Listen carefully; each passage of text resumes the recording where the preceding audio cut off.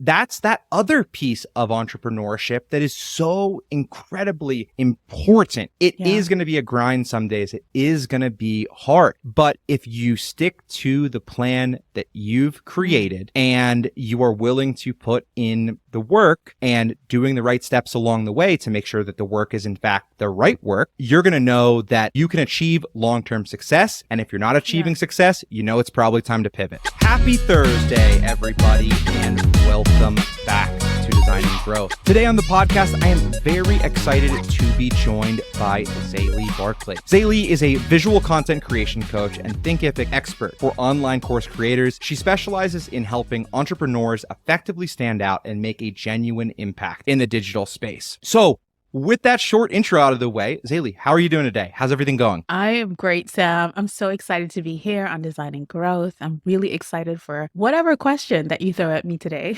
but I'm doing pretty awesome. I love that spirit. I can already tell that this is going to be a fun one. So one of the questions I almost always start off these episodes by asking is, how did you get your start doing what you do now? How did you become an entrepreneur in the first place? And more specifically, what led you to this current business or iteration of your business? Yeah, I love that you said iteration of business because let me tell you, I'm sure you know that, you start with something different and then you end up where you are. And then you look back and you're like, oh, I could see how I ended up here. I mean, as a founder of a company that recently did a pivot, totally understand that. And I think that at some point, you embrace that and you accept it as a natural evolution for yourself, for your growth, for your business. And if you take that in stride and you can overcome it, you'll most of the time end up better on the other side. So exactly. So going back to your question, started out in the beauty space. I would design and sew clothing. I loved doing my makeup and all of those things. I started sharing those things very early in the online space. And as I grew, I realized that I was very good on camera, and even better, my audience realized that I was very good on camera. So that kind of business does take a while to grow. And so what ended up happening was I started getting asked more about knowledge-based content based on video and showing up in the online space. And as I grew what I was able to share and my services. I started being able to talk about how to sell on camera, how to differentiate yourself in the online space, and even how to teach on camera because I was really good at that as well. So I started in one thing, but my audience realized that I was good at other things and started asking me, hey, and I realized I liked it, So I started really helping others to really show up on camera, sell on camera, be brave on camera, create consistently, and create multiple six-figure businesses by getting on camera to strengthen their personal brands. So that's really how I got started. And in a nutshell, how I transitioned to what I do now. You mentioned you were in the beauty space. Did you have a business also associated with that? Or was that kind of just your YouTube channel that you were maybe working on the side? Both. So I would design as well and sell my clothing and sell my jewelry. And now that I can look back, I'm like, wow, like on my blog, I was using my blog as a marketing outlet. I didn't know what I was doing. Now that I can look back, I was like, oh, okay. So you were creating content to sell the clothing that you're wearing or share the looks that you were wearing and how people could eventually purchase it from you or purchase it right away. So now I can look back and see, okay, I was on the right track, but I was also very aware of the amount of time it would take for me to thrive and also investment, right? I think one thing that we're pretty spoiled with in the world that we are in now of software and of knowledge-based content, online courses, the investment barrier is very low compared to a huge physical business. Such a smart way to pivot your business, first of all, into teaching others and working with other businesses how to create courses, how to show up on camera and do marketing. But also, I think a really great case study of seeing an opportunity and going after that opportunity, even if it wasn't originally what you had in mind. Yeah, it's kind of like you said, it's never the right time to pivot, right? What makes it the right time is that you do it. And just embracing like feedback that you get. And trust me, I still love fashion. I still love design and clothing. And I know I'll do it sometime later on again. But right now, I'm so in love with this adventure that I know I can pick up that one later on. Amazing, amazing. So your business, and I was doing a little research online, is that the TDG Visual Solutions? Yes. Amazing. And how big is your team now? I have 5 people Wow. on my team right now. That is impressive. And what was that process like? I imagine, please correct me here if I'm wrong, that it probably started as just you initially and grew over time. Yeah, it definitely started as me first doing everything, kind of like we all start out. And eventually I realized that if I wanted to make more money, I had to hire on. It was a scary thing to do, but I understood that it had to be done in order for me to grow. Also, in order for me to focus on my own zone of genius, I couldn't be doing everything. I had to learn as a creative. I'm a creative business owner, and it's not always easy for us to leave things behind or delegate or trust someone else enough to execute the way we think we can, when in reality, you can hire someone to operate in their zone of genius while you operate in yours. So obviously having to climb the ladder and do more tasks that are obviously higher income, and then hire on for the tasks that you're able to outsource at a lower price, basically. Yeah, and I think there's a lot of wisdom in there, especially around the aspect of if you are a solo business owner, there's nothing wrong with that. But it does ultimately create a ceiling for, the number of clients you're able to take on, the amount of revenue that you can do because you're tied to your time. And we all only have so many hours in the day. When you decided to make that decision, was it something that you said, okay, I need to hire for XYZ? Or was it kind of just like, I need to go all into this and I need to build my team all at once? What did that process of hiring and looking for people to bring on look like for you? Oh, that's a really good question. I feel like I've had different moments along the journey. There were times where I did just hire on one person, and there were times where I decided, hey, I need to hire 3 people this month, and was able to do so. Although that can be pretty stressful because then your job turns into, making sure that everybody gets onboarded and things like that until you're able to find someone else to do that for you. But at different times it was different things. Obviously, when I first decided I hired on one person. So I hired on a VA and was able to kind of, get to a stable place with her and I. And then I was able to hire on a video editor, and I kept growing. But I've also had times in my business where I had to burn it down and start from scratch again, just so that I can catch back my vision and really double down on the things that were working. It's such a wild ride. And I think a lot of people think that the trajectory is always like up, but there are going to be times where you have to scrap everything and, restart again. And I know you didn't ask that, Sam, but now I'm like, no, it resonates near and dear to me right now, because that's what we honestly ended up doing in February of this year. We burned it down and we rebuilt it.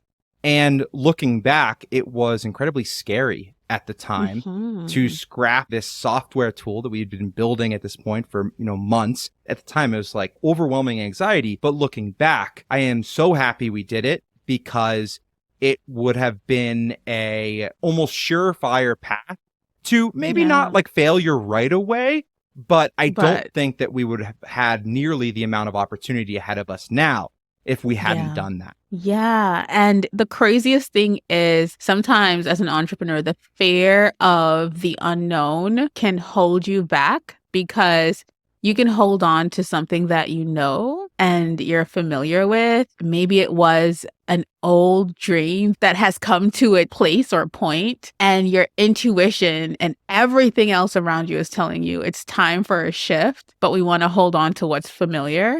And so, that can definitely just be one of those things that can hold us back. So kudos to you and congratulations. Thanks. It's going well. And that point you had just mentioned too also resonates significantly for me, because when I think about like that fear of the unknown, Yeah. what it can do sometimes when you are tied to like a previous vision or a previous idea or previous iteration of your business, it can make sticking to a list of pros and cons really challenging. I don't know if this is something that you've found, but something I've experienced personally is like when you're making that list of pros and cons, like, do I keep my current trajectory as a business, as an entrepreneur, as an owner, or do I, make a pivot? When you are focused on the past and your idea of it going in, it makes those potential pros seem less significant and makes the cons seem bigger. Even if that's not the reality, the reason why it feels better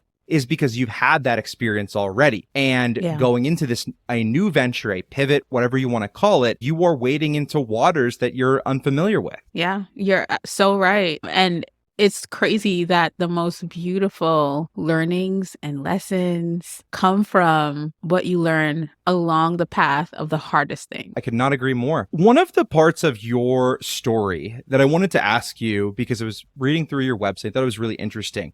So you mentioned on your website that you actually moved to the United States from Trinidad when you were 18 years old. What was that like? Could you tell me just a little bit more about that experience? That's such a good question. It was wild. Like remembering that I did that lets me know that I can do anything because I left everything that I knew and pursued a scholarship and going to college here in the US. And it was unknown.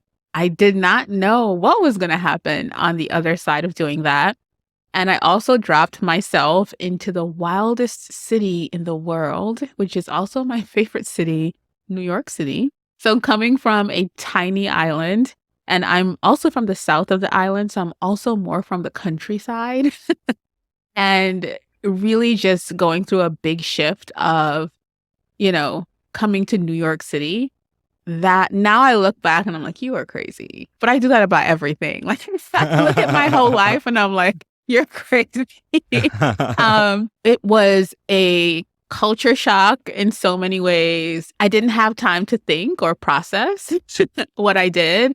I had to survive and figure it out and figure out that concrete jungle. But it was also, I can't even think about what life would be like if I didn't take those risks and do something like that. And it also allowed for me for when it was time to pivot and move somewhere else. I left New York City after 12 years and I moved to Dallas, Texas without knowing anyone that lived here. Well, I knew I had a client that lived here, but we had never met in person.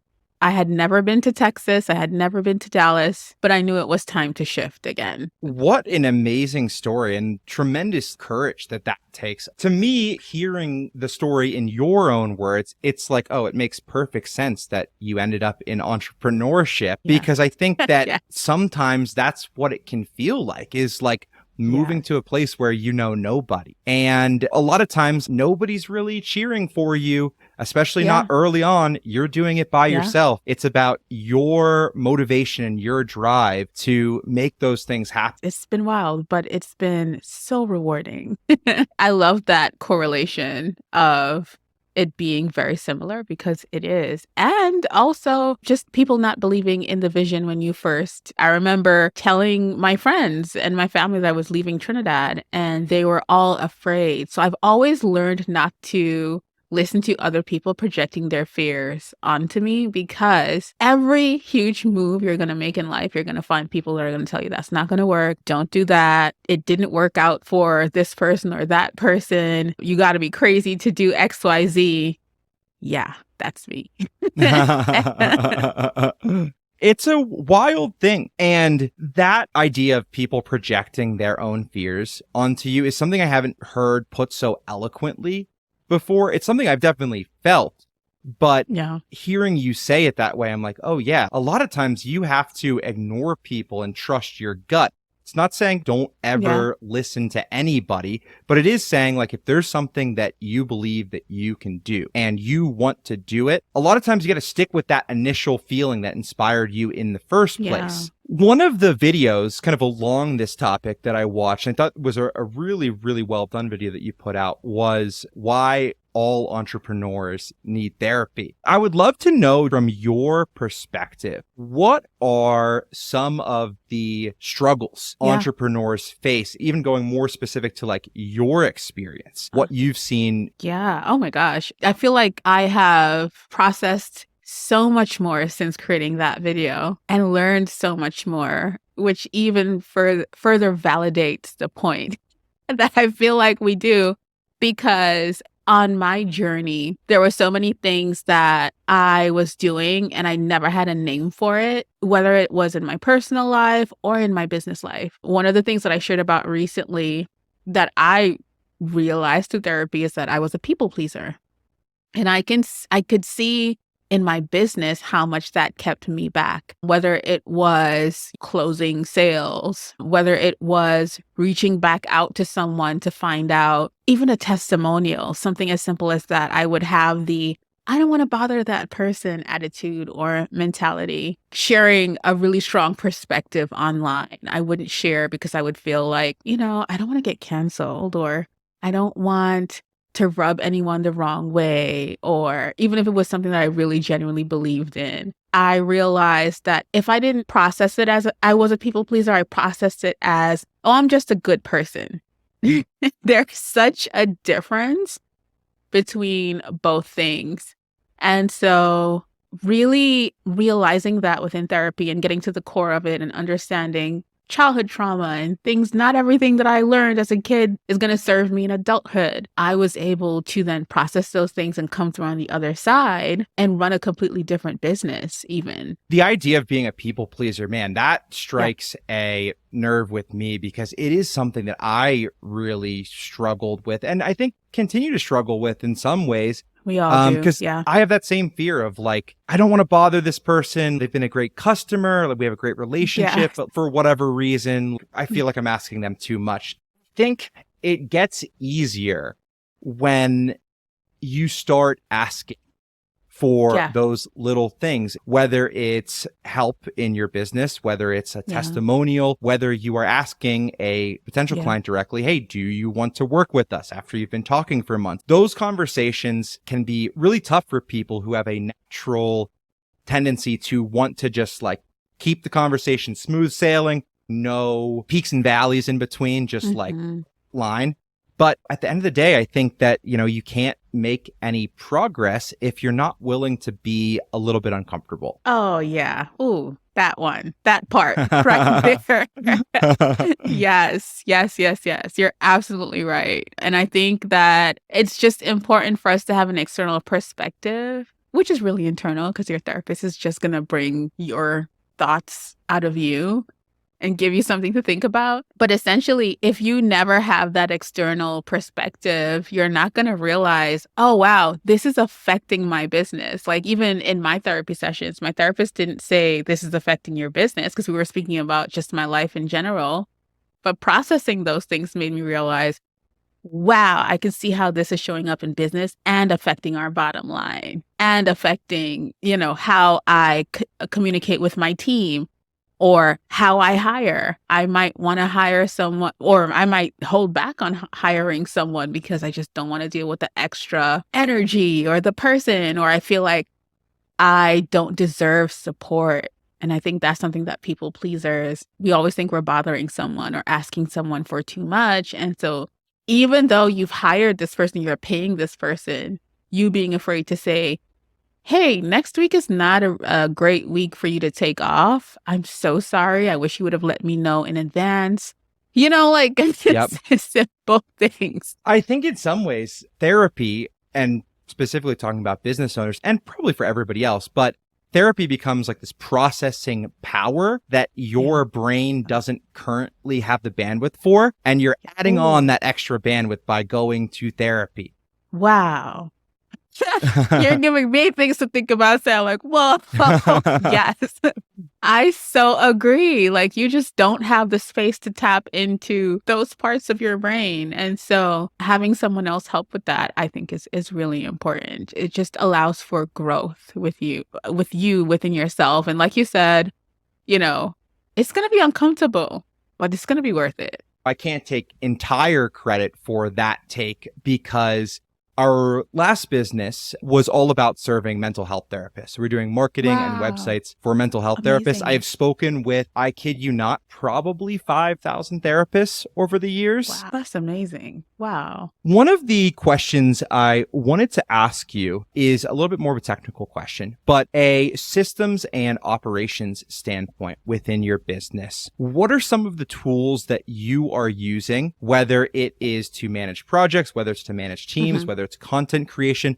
Like, what are some of the favorite pieces of software that you are using right now that you find a lot of value in? Yeah. Let me tell you, I have ADHD, so it depends on how my brain is working at a certain time, which is horrible. I have to create a YouTube video about that because it's also so honest, right? I remember buying planners on Notion and being completely confused on how to use them because someone created it like way too complicated for my brain to process. And then deciding I'm going to build out my own templates and things like that. So we use a few things, but for different projects so that I can see it in a different way. So we do use Notion, and we use Notion for ideation, for hosting content ideas, knowledge-based, just projects that we're working on. Like if I'm building out master classes, I even use it to teach actually. So sometimes instead of using Canva and designing a slide,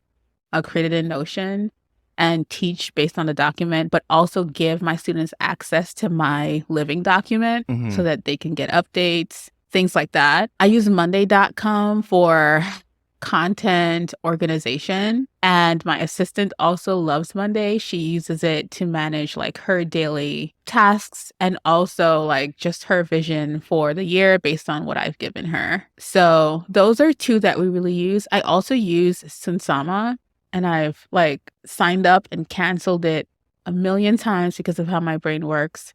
But I really enjoy using that as well. It just helps me like keep a tab on what I'm doing daily. We use Google Drive for SOPs and videos, just hosting things that we may have to come back to. Or if it's a document that I'm kind of working on, I do lots of sponsorships and partnerships.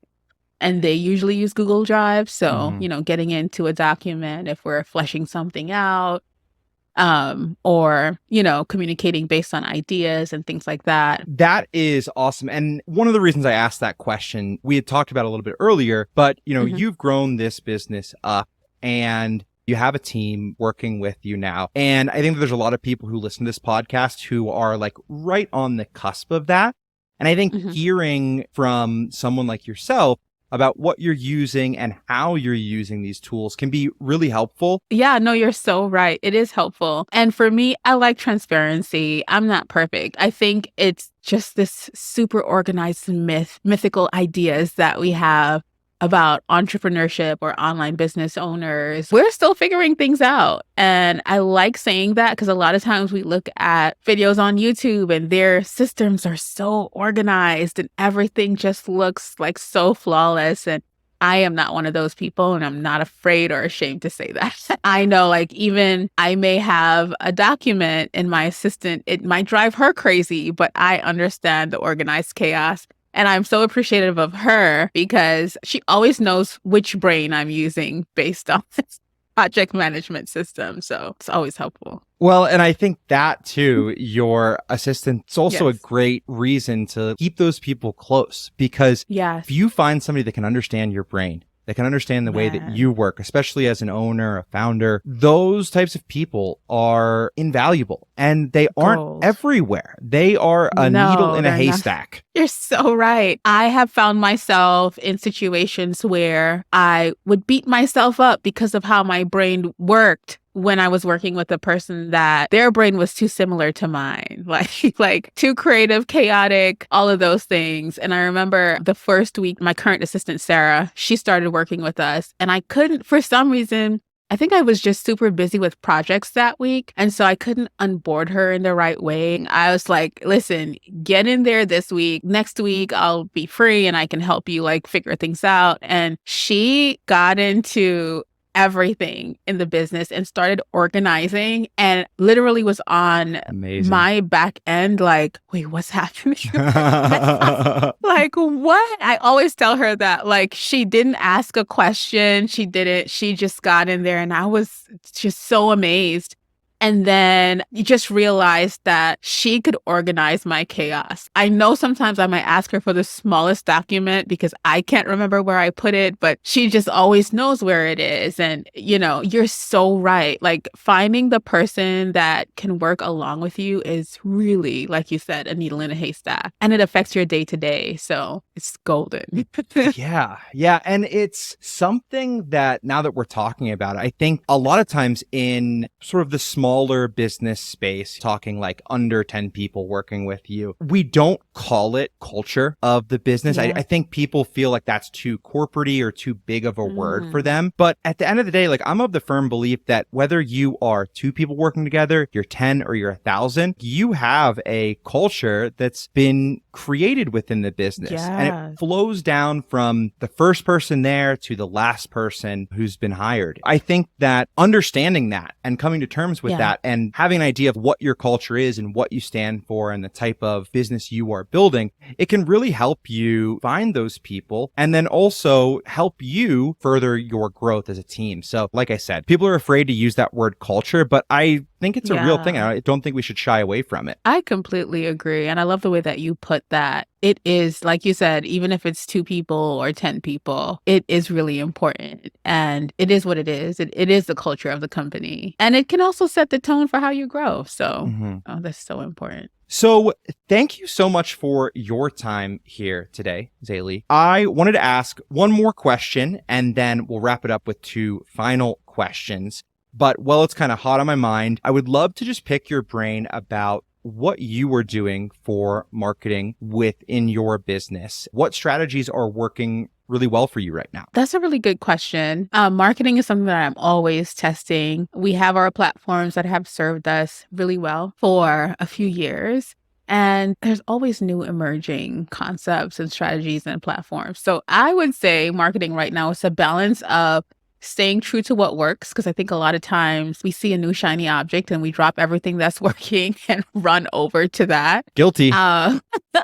Listen, I get it. I'm here for it. I get it. So it's balancing just knowing what works and also not getting left behind, because things are always changing and evolving. So paying attention, seeing what we can test and try on different platforms. YouTube is always like home for me. I love creating content. I love creating long form content. YouTube has served us really well in that as a small creator and a small channel, I've been able to really use YouTube as a tool for traffic, even though I don't have a lot of subscribers there. I think that's a whole misconception of you have to have 100,000 subscribers to do really well on YouTube. If you use it in the right way, the opportunities that can come to you are endless. So that's our main platform.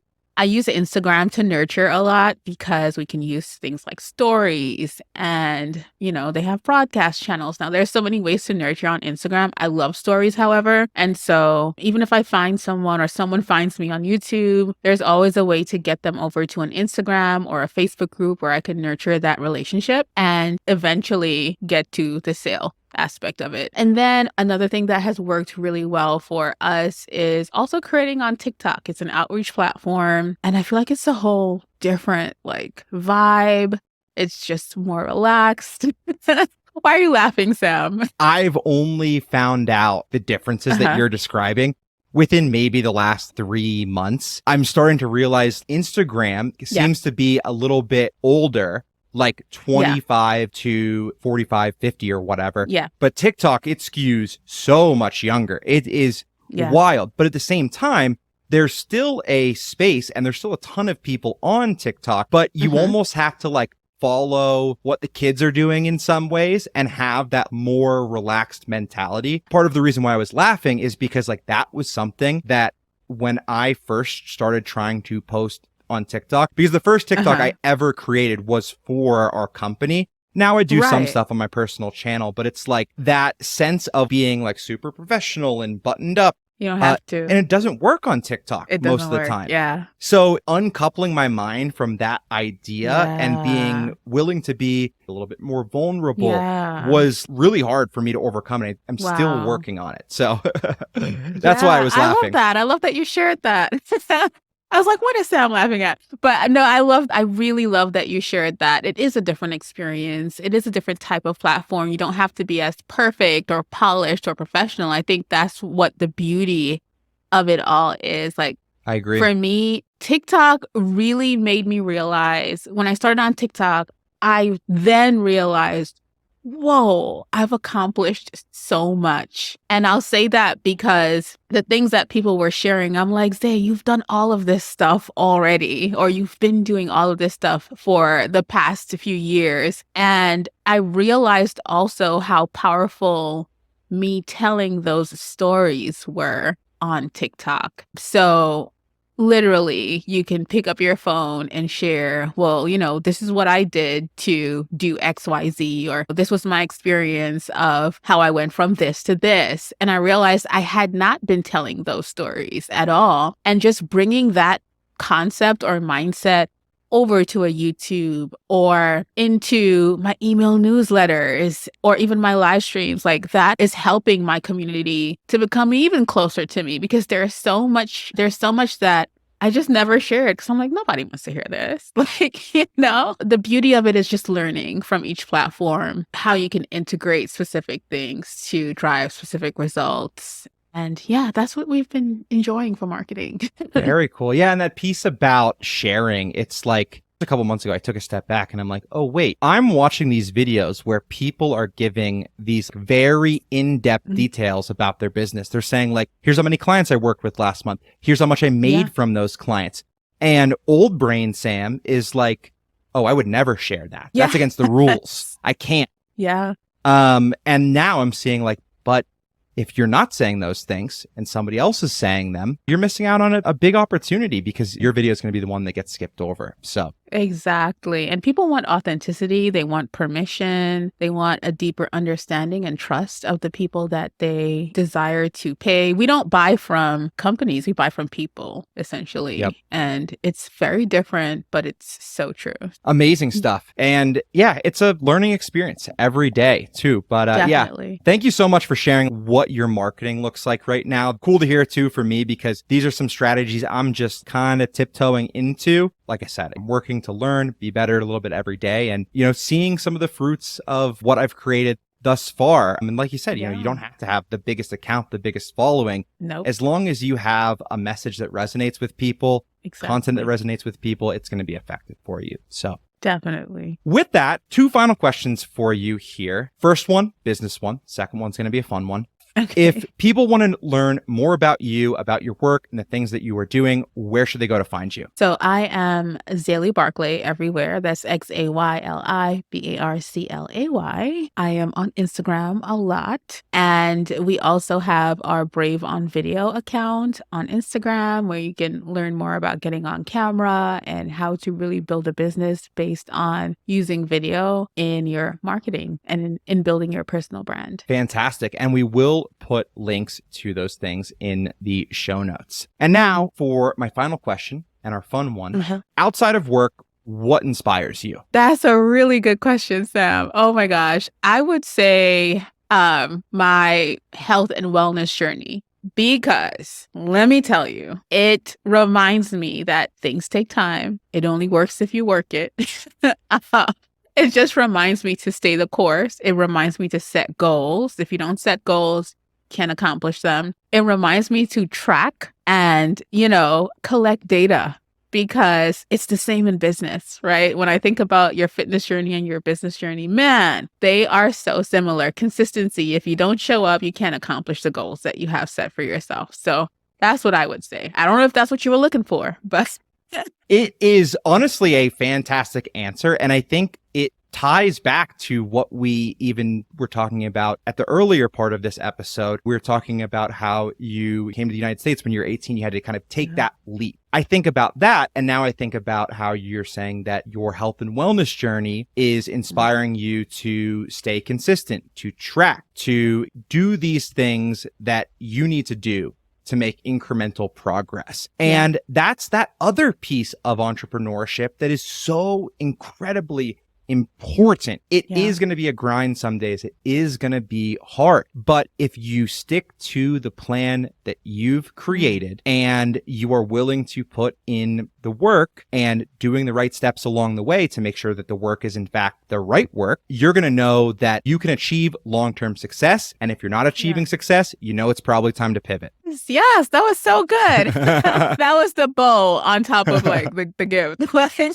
Well, I got to say, it's easy to talk when you have somebody that's easy to talk to. And thank you so much for coming on the podcast. This has been a blast for me and honestly a little bit of a therapy session. I'm going to leave this today and I'm just going to be kind of floating on cloud nine and being like, okay, you know, you've come a long way. So thank you. Yeah.